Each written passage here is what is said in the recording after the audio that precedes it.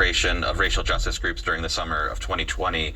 And this case in Colorado is the first documented proof that the FBI had, in fact, infiltrated racial justice groups that summer. And what this story is about is in May of 2020, a violent felon who was a career informant named Mickey Windecker had approached the FBI and offered unique information, claiming to offer unique information about racial justice demonstrators in Denver. And the FBI reports clearly show that the information he provided was all First Amendment protected activity. It was activists saying inflammatory or incendiary things, concerning maybe, but certainly protected by the First Amendment. And that was the basis for which the FBI opened its investigation in Denver. Keep in mind that this is in 2020. This is 3 years after the FBI had identified what it called black identity extremism, a quite questionable domestic terrorism ideology that had come to be defined within the FBI after the Ferguson unrest. And so the FBI that summer was viewing these demonstrations with, at best skepticism, at worst with a belief that there was some sort of sinister plot behind a lot of this activism. And so when Mickey Windecker comes to them and asks, for the opportunity to infiltrate these groups, the FBI puts him up to it and pays him tens of thousands of dollars, and he's providing information to the FBI about activist groups in Denver, and also trying to set up individual activists in crimes. The case that happened in Colorado Springs is a direct offspring of that one, in that Mickey Windecker provided information to the FBI about Colorado Springs activists, and that was the impetus for the FBI partnering with the Colorado Springs Police Department to recruit April Rogers, the detective, and insert her into the Chinook Center, which is something of an organizing center of activist community there. And then that investigation ultimately took on a life of its own, lasted far longer than the Denver one did, in that April Rogers was undercover for more than a year while they were collecting information about activists there. And what's significant here in both Denver and Colorado Springs is that the paperwork and the documents that we've been able to uncover and the recordings that we've been able to uncover clearly show that the FBI was investigating activists like Jax and activists in Denver based almost entirely on First Amendment protected activity, or, as in the case of Jax and the search warrants that are at issue in the ACLU case,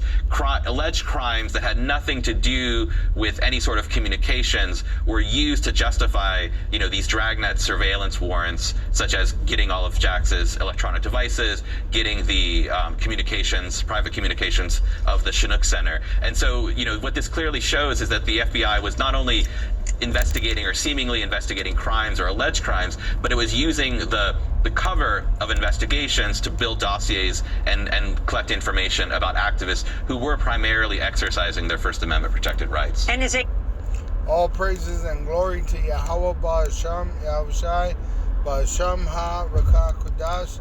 Double honors to our apostle elders, which rule great millstone while. And shalom to the hopeful elect of the nation of Israel. May you endure unto the end. Shalom wa abba babal.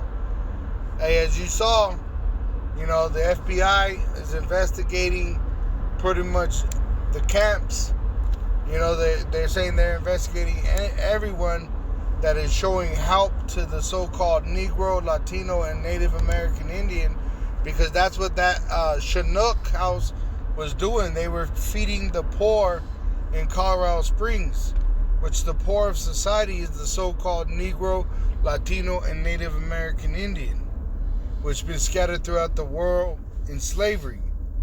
And what they said was they were investigating black extremist identity, right? Black identity extremists, which really they labeled the camps as black Hebrew Israelites, which there's no such thing as a black person. There's no such thing as a white person. There's nations. There's the nation of Israel, and then there's 17 other nations. There's 18 in total, 2 being the main characters of the story, which are Jacob and Esau. Jacob are the Israelites, the so-called Negroes, Latinos, and Native American Indians, and then Esau is the so-called white men, the Caucasians, the red devil the Bible speaks of. Alright? But this shows you that the devil is getting ready to come down with great wrath, knowing that he had but a short time. But also I wanted to point out that this is also going to include the famine of the word. This is why there's going to be a famine of the word, because they're going to persecute the saints.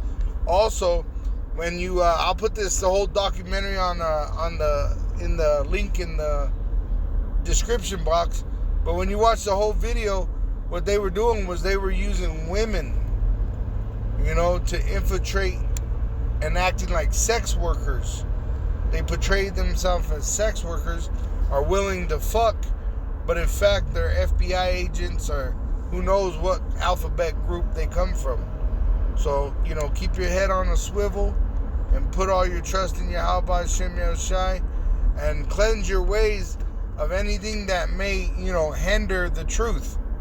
You don't want to be caught up doing nothing stupid, because that will reflect badly against the truth. And really, you can't do nothing against the truth, only for the truth.